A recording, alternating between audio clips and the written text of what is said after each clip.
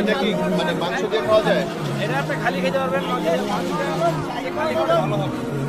মাংস দিয়ে খেলে ওইটা ভালো হবে। গার্লিকটা এটা এক এক মানে পরোটার ক্লাসিফিকেশনের মধ্যে আছে, এটা আজীব জিনিস। পুরান ঢাকার মানুষ মানে সকাল থেকে খাই খালি। এটা একদম সকাল থেকে চালু হইতেছে, আর ওনাদের বাপ দাদা থেকে শুরু হচ্ছে এই বাজারটা, এই ইফতার বাজারটা কন্টিনিউ চলছে ওনাদের। এই যে এত খাওয়া, তারপরে মানুষগুলো মোটা নাকি? পুরান ঢাকার মানুষের জীবনের এমই একটা খাওয়া দাওয়া। মানুষের নানান ধরনের শখ থাকে, নানান ধরনের এম থাকে, কিন্তু পুরান ঢাকার মানুষের শখ এম একটাই, খাওয়া দাওয়া। সকালে খাওয়া, দুপুরে খাওয়া, বিকালে খাওয়া, সন্ধ্যায় খাওয়া। খাওয়া দাওয়াই ওনাদের হচ্ছে জীবনের সবচেয়ে বড় এম।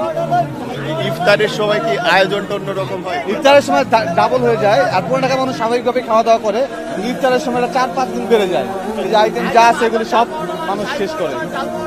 মানে কোনো আইটেমই ইফতারের পর আর পাওয়া যায় না। না, এই ইফতারের পরে হয়তো আবার নতুন করে রাত্রে কি খাবে, আবার নতুন শুরু হয়, কিন্তু ইফতারটা স্পেশাল থাকে আর কি।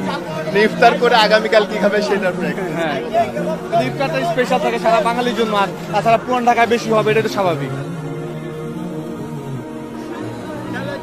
ভাইয়া কোনটা কি কত দাম বলেন একটু?